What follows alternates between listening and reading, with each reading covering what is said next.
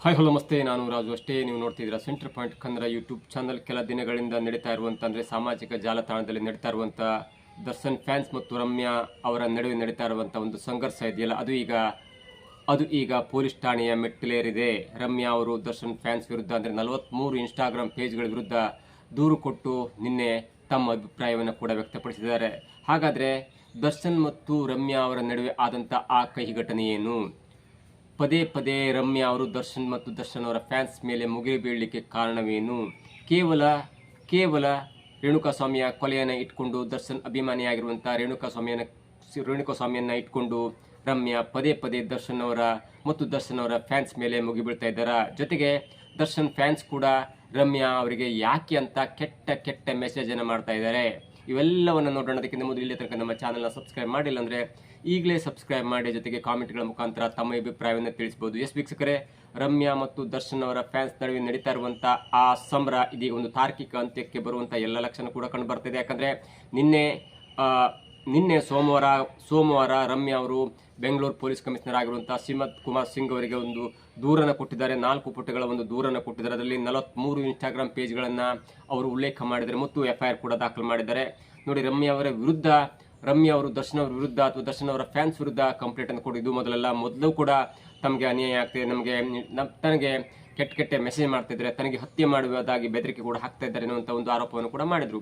ಇದರ ಹಿನ್ನೆಲೆಯನ್ನು ನೋಡ್ತಾ ಹೋದರೆ ನೋಡಿ, ದರ್ಶನ್ ಫ್ಯಾನ್ಸ್ ಯಾಕೆ ರಮ್ಯಾ ಅವರ ವಿರುದ್ಧ ಮುಗಿಬಿದ್ರು ಎನ್ನುವುದನ್ನು ನೋಡ್ತಾ ಹೋದರೆ, ಯಾವಾಗ ದರ್ಶನ್ ಅವರು ಕೊಲೆ ಆರೋಪದಲ್ಲಿ ಅಂದರೆ ರೇಣುಕಾಸ್ವಾಮಿ ಅವರ ಕೊಲೆ ಆರೋಪದಲ್ಲಿ ಕರ್ನಾಟಕದಲ್ಲಿ ಅಂದರೆ ಬಳ್ಳಾರಿ ಜೈಲಿದ್ರು ಮತ್ತು ಪರಪ್ಪನ ಅಗ್ರಹಾರದ ಜೈಲಲ್ಲಿ ಕೂಡ ಇದ್ರು. ಅದಾದ ನಂತರ ಹೈಕೋರ್ಟ್ 6 ತಿಂಗಳ ನಂತರ ದರ್ಶನ್ ಅವರಿಗೆ ಮತ್ತು ದರ್ಶನ್ ಅವರ ಸಂಗಡಿಗರಿಗೆ 17 ಜನರಿಗೆ ಬೇಲ್ ಕೂಡ ಮಂಜೂರು ಮಾಡಿತ್ತು. ಆ ಬೇಲ್ ಮಂಜೂರು ಆದ ನಂತರ ಮತ್ತೆ ಎಲ್ಲೋ ಒಂದು ಕಡೆ ರೇಣುಕಾಸ್ವಾಮಿ ಕುಟುಂಬಕ್ಕೆ ನ್ಯಾಯ ಸಿಗಲ್ಲ ಎನ್ನುವಂಥ ಪೋಸ್ಟ್ ಕೂಡ ರಮ್ಯಾ ಅವರು ಅಂದೇ ಮಾಡಿದ್ರು. ಅಂದರೆ ಸುಮಾರು 6 ರಿಂದ 7 ತಿಂಗಳ ಹಿಂದೆ ರಮ್ಯಾ ಅವರನ್ನು ಪೋಸ್ಟ್ ಮಾಡಿದ್ರು. ಆಗಲೂ ಕೂಡ ದರ್ಶನ್ ಅಭಿಮಾನಿಗಳು ರಮ್ಯಾ ವಿರುದ್ಧ ತಿರುಗಿ ಬಿದ್ದಿದ್ರು ಮತ್ತು ಇನ್ಸ್ಟಾಗ್ರಾಮ್ ಪೇಜ್ ಮತ್ತು ಮೆಸೆಂಜರ್ಗಳ ಮೂಲಕ ರಮ್ಯಾ ಅವರಿಗೆ ಕೆಟ್ಟ ಮೆಸೇಜ್ ಮಾಡುವಂಥ ಒಂದು ಸಂದರ್ಭ ಕೂಡ ಒದಗಿ ಬಂದಿತ್ತು. ಆಗಲೂ ಕೂಡ ರಮ್ಯಾ ದರ್ಶನ್ ಮತ್ತು ದರ್ಶನ್ ಅವರ ಫ್ಯಾನ್ಸ್ ಮೇಲೆ ಮುಗಿ ಬಂದಿದ್ರು. ಆಗಲೂ ಕೂಡ ರಮ್ಯಾ ಇದಕ್ಕೆಲ್ಲ ಕಾರಣ ದರ್ಶನ್ ಅವರು ತಮ್ಮ ಅಭಿಮಾನಿಗಳಿಗೆ ಬುದ್ಧಿ ಹೇಳಬೇಕಿತ್ತು. ಒಂದು ವೇಳೆ ಬುದ್ಧಿ ಹೇಳಿದ್ರೆ ರೇಣುಕಾಸ್ವಾಮಿ ಅಂತ ಒಬ್ಬ ಅಮಾಯಕ, ರೇಣುಕಾಸ್ವಾಮಿ ಅಂತ ಒಬ್ಬ ದರ್ಶನ್ ಫ್ಯಾನ್ಸ್ ಒಬ್ಬ ಕೊಲೆಯಾಗ್ತಿರಲಿಲ್ಲ. ಮತ್ತು ನೋಡಿ, ಎಂಥ ಒಂದು ದುರ್ಘಟನೆ ನಡೆಸೋಯ್ತು ಅಂದರೆ ಜೂನ್ 8ಕ್ಕೆ ತನ್ನ ಪತ್ನಿ 3 ತಿಂಗಳ ಗರ್ಭಿಣಿ ಇರುವಾಗ ರೇಣುಕಾಸ್ವಾಮಿ ಹತ್ಯೆ ಆಗ್ಬಿಡ್ತಾನೆ. ಅದಕ್ಕೆ ಇದೀಗ ಕೋರ್ಟ್ನಲ್ಲಿ ಟ್ರಯಲ್ ಕೂಡ ನಡೀತಿದೆ. ಅದಾದ ನಂತರ ಇದೀಗ ಮತ್ತೊಂದು ಹಂತಕ್ಕೆ ಹೋಗ್ಬಿಟ್ಟಿದೆ. ಯಾವಾಗ ಕರ್ನಾಟಕ ಹೈಕೋರ್ಟ್ ಅಂದರೆ ನಮ್ಮ ಉಚ್ಚ ನ್ಯಾಯಾಲಯ ದರ್ಶನ್ಗೆ ಬೇಲನ್ನು ಮಂಜೂರು ಮಾಡ್ತಲ್ಲ, ಅದಕ್ಕೆ ಪ್ರಶ್ನೆಯಾಗಿ ಅದರ ಬೇಲ್ ರದ್ದತಿಯನ್ನು ಕೋರಿ ನಮ್ಮ ಕರ್ನಾಟಕದ ವಕೀಲರು ಸುಪ್ರೀಂ ಕೋರ್ಟ್ ಮೊರೆ ಹೋಗ್ತಾರೆ. ಹೈಕೋರ್ಟ್ ಯಾವುದೋ ಒಂದು ಕಾರಣಕ್ಕೆ ಬೇಲನ್ನು ಕೊಟ್ಟುಬಿಟ್ಟಿದೆ.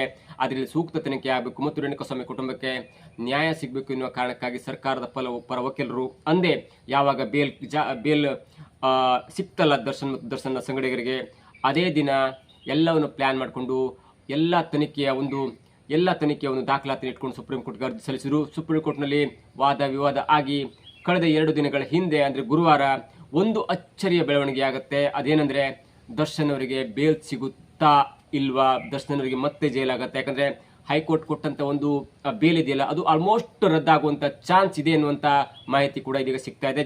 ಜೊತೆಗೆ ಸುಪ್ರೀಂ ಕೋರ್ಟ್ ಜಡ್ಜ್ ಆಗಿರುವಂಥವ್ರು ಕೂಡ ಹೈಕೋರ್ಟ್ ನಿರ್ಣಯ ಅತ್ಯಂತ ಕೆಟ್ಟದಾಗಿತ್ತು, ಹೈಕೋರ್ಟ್ ನಿರ್ಣಯವನ್ನು ನಾವು ಪ್ರಶ್ನೆ ಮಾಡಲಿಕ್ಕೆ ಆಗಿಲ್ಲ ಅಂದ್ರೂ ಕೂಡ ಇಂಥ ನಿರ್ಣಯವನ್ನು ಕೈಗೊಳ್ಳಬಾರದಿತ್ತು, ಜೊತೆಗೆ ನಾನು ಇಂಥ ಒಂದು ಆತುರದ ನಿರ್ಧಾರವನ್ನು ಕೈಗೊಳ್ಳಲ್ಲ ಎನ್ನುವಂಥ ಒಂದು ಉತ್ತರವನ್ನು ಹೇಳಿದ್ದನ್ನು ನೋಡಿದ್ರೆ ಬರುವ ಮಂಗಳವಾರ ಅಥವಾ ಬುಧವಾರ ದರ್ಶನ್ ಅವರಿಗೆ ಬೇಲ್ ರದ್ದಾಗುವಂಥ ಎಲ್ಲ ಸಾಧ್ಯತೆ ಕೂಡ ಇದೆ. ಹಾಗಾಗಿ ದರ್ಶನ್ ಅಭಿಮಾನಿಗಳಲ್ಲಿ ಮತ್ತು ದರ್ಶನ್ ಅವರ ಒಂದು ವಕೀಲರ ಸಂಘದಲ್ಲಿ, ದರ್ಶನ್ ಅವರ ಒಂದು ಅಕ್ಕಪಕ್ಕದಲ್ಲಿ ಅಥವಾ ದರ್ಶನ್ ಅವರ ಸಂಗಡಿಗರು ಹಿತೈಷಿಗಳು ಹೇಳುವ ಪ್ರಕಾರ ಇಲ್ಲ, ದರ್ಶನ್ ಅವರಿಗೆ ಆಲ್ಮೋಸ್ಟ್ ಬೇಲ್ ಕ್ಯಾನ್ಸಲ್ ಆಗುತ್ತೆ ಮತ್ತು ಅವರು ಬಳ್ಳಾರಿ ಜೈಲಿಗೆ ಹೋಗ್ತಾರೆ ಅಥವಾ ಯಾವುದಾದ್ರು ಒಂದು ಪರಪ್ಪನ ಅಗ್ರಹಾರ ಜೈಲಿಗೆ ಹೋಗ್ತಾರೆ ಅನ್ನುವಂಥ ಮಾತು ಕೇಳಿ ಬರ್ತಾ ಇತ್ತು.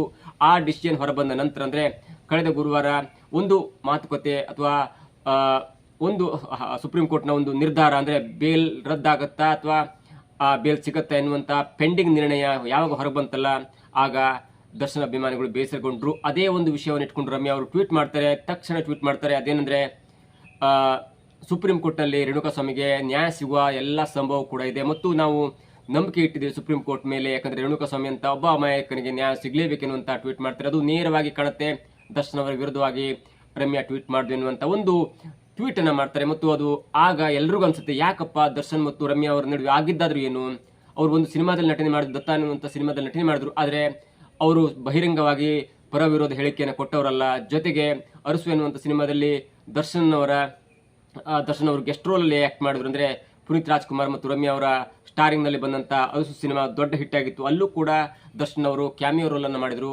ಕೇವಲ 2 ಸಿನಿಮಾದಲ್ಲಿ ಮಾತ್ರ ನಟಿಸಿದ್ದಾರೆ. ಆದರೆ ಅಂತ ಒಂದು ಸಮರ ಯಾಕಾಯ್ತು ದರ್ಶನ್ ಮತ್ತು ರಮ್ಯಾ ಅವರ ನಡುವೆ ಅನ್ನುವಂಥ ಒಂದು ಲೆಕ್ಕಾಚಾರ ಕೂಡ ಇತ್ತು.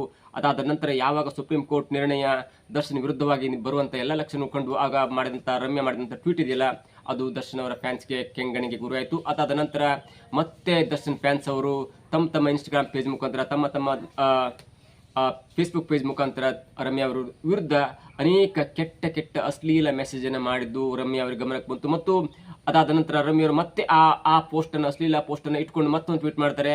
ಇವೆಲ್ಲ ಕಾರಣಕ್ಕಾಗಿ ರೇಣುಕಾಸ್ವಾಮಿ ಅವರು ಹತ್ಯೆ ಆಯಿತು ಮತ್ತು ಆ ಕೇಸ್ ಈಗ ಸುಪ್ರೀಂ ಕೋರ್ಟ್ ನಲ್ಲಿದೆ. ಇದೇ ಕಾರಣಕ್ಕಾಗಿ ರೇಣುಕಾಸ್ವಾಮಿಯ ಹತ್ಯೆ ಆಯಿತು ಎನ್ನುವಂತ ಒಂದು ವಿಚಾರವನ್ನ ತಮ್ಮ ಟ್ವೀಟ್ ನಲ್ಲಿ ಮತ್ತು ತಮ್ಮ ಫೇಸ್ಬುಕ್ ಪೇಜ್ ನಲ್ಲಿ ಪೋಸ್ಟ್ ಅನ್ನು ಹಾಕೋತಾರೆ. ಅದಾದ ನಂತರ ಪರ ವಿರೋಧ ಹೇಳಿಕೆಗಳು ಮತ್ತು ದರ್ಶನ್ ಅವರ ಫ್ಯಾನ್ಸ್ ಎನ್ನುಕೊಳ್ಳುವಂತ ವ್ಯಕ್ತಿಗಳು ರಮ್ಯಾ ಅವರ ವಿರುದ್ಧ ಮುಗಿಬಿದ್ರು. ಮತ್ತು ಅದು ಈಗ ಅದರಿಂದ ರೊಚ್ಚಿಗೆದಂತ ರಮ್ಯಾ ಇದೀಗ ಬೆಂಗಳೂರು ಕಮಿಷನರ್ ಆಗಿರುವಂತಹ ಸೀಮಂತ್ ಕುಮಾರ್ ಸಿಂಗ್ ಅವರಿಗೆ ದೂರ ಸಲ್ಲಿಸಿದ್ದಾರೆ ಮತ್ತು ಎಫ್ಐಆರ್ ಕೂಡ ದಾಖಲಾಗಿದೆ. 4 ಪುಟಗಳ ಸುದೀರ್ಘ ಎಫ್ಐಆರ್. ಅದು 43 ಇನ್ಸ್ಟಾಗ್ರಾಮ್ ಪೇಜ್ ಮತ್ತು ಫೇಸ್ಬುಕ್ ಪೇಜ್ಗಳ ವಿರುದ್ಧವಾಗಿ ಅವರು ದೂರನ್ನು ದಾಖಲು ಮಾಡಿದ್ದಾರೆ. ಮತ್ತು ಅದಾದ ನಂತರ ರಮ್ಯಾ ಅವರು ಹೇಳಿಕೆ ಕೊಟ್ಟದ್ದು ಅದೇನೆಂದ್ರೆ ತುಂಬಾ ಸ್ಪಷ್ಟವಾಗಿದೆ. ಒಂದು ವೇಳೆ ದರ್ಶನ್ ಅವರು ತಮ್ಮ ಫ್ಯಾನ್ಸ್ಗೆ ಬುದ್ಧಿಯನ್ನು ಹೇಳಿದ್ರೆ ಯಾವುದೇ ಕಾರಣಕ್ಕೂ ರೇಣುಕಾಸ್ವಾಮಿ ಅಂತ ಅಮಾಯಕ ಕೊಲೆಯಾಗ್ತಿರಲ್ಲ. ರೇಣುಕಾಸ್ವಾಮಿ ಕೂಡ ದರ್ಶನ್ ಅವರ ಫ್ಯಾನ್ ಆಗಿದ್ದ. ಹಾಗಾಗಿ ಇಂಥ ಆತುರದ ಫ್ಯಾನ್ಸ್ಗಳಿಗೆ ಸ್ಟಾರ್ ಆದಂಥವ್ರು ದರ್ಶನ್ ಅಂತವರು ಬುದ್ಧಿ ಹೇಳಬೇಕಿತ್ತು. ಹಾಗಾಗಿ ಬುದ್ಧಿ ಹೇಳಿದ ಕಾರಣ ರೇಣುಕಾಸ್ವಾಮಿ ಕೊಲೆಯಾಗಿದ್ದಾನೆ.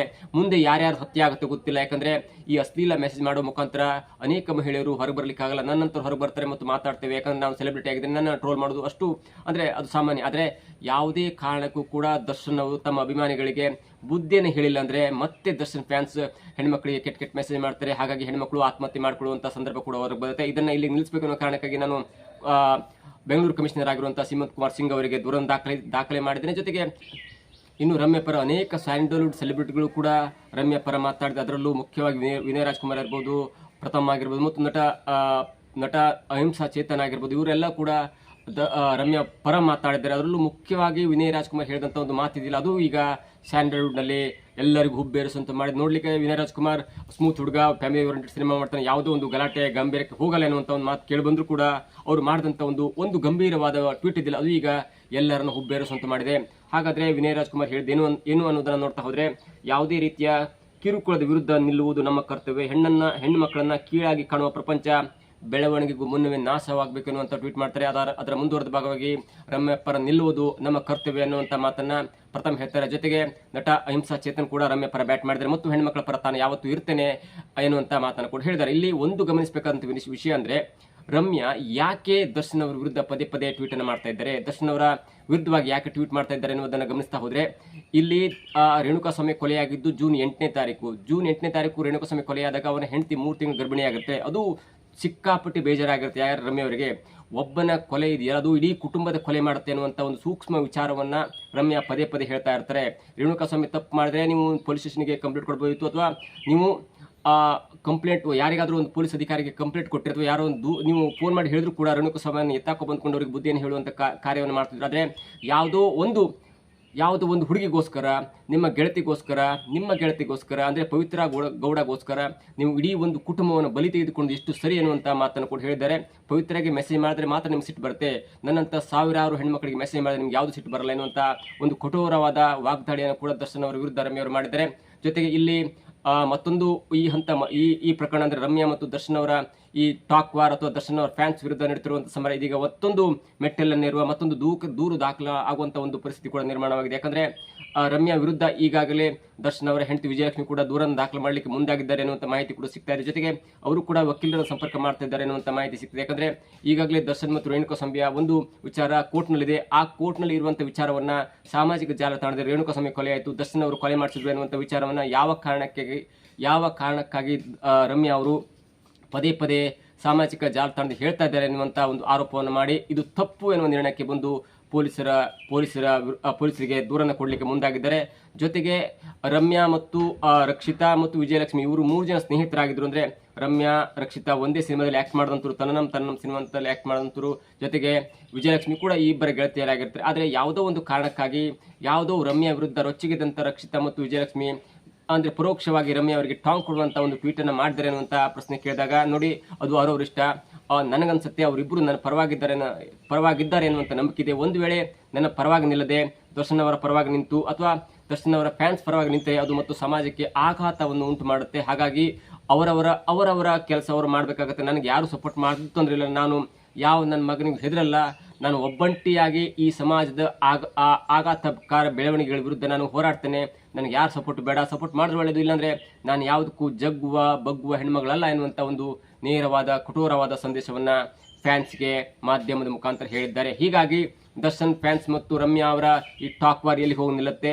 ಒಂದು ವೇಳೆ ಹೇಮಂತ್ ಕುಮಾರ್ ಸಿಂಗ್ ಅವರು ಏನಾದರೂ ಸ್ಟ್ರಿಕ್ಟ್ ಆಕ್ಷನ್ ತೆಗೆದುಕೊಂಡ್ರೆ ಆಗ 43 ಇನ್ಸ್ಟಾಗ್ರಾಮ್ ಪೇಜ್ಗಳು ಬ್ಲಾಕ್ ಆಗುತ್ತೆ ಮತ್ತು ಆ ಅಡ್ಮಿನ್ಗಳನ್ನ ಕರೆಸಿ ವಾರ್ನಿಂಗ್ ಮಾಡಿ ಅಥವಾ ತಪ್ಪು ಕೊಂಡು ಬಂದಲ್ಲಿ ಆಗ ಅವರನ್ನ ಜೈಲಿಗೆ ಕಟ್ಟುವಂತ ಎಲ್ಲ ಕಾರ್ಯ ಕೂಡ ಇದೀಗ ನಡೆಯುತ್ತೆ. ಇದಾಗಿತ್ತು ಇವತ್ತಿನ ವಿಶೇಷ. ನೋಡ್ತಾ ಇರಿ centre point Kannada YouTube channel.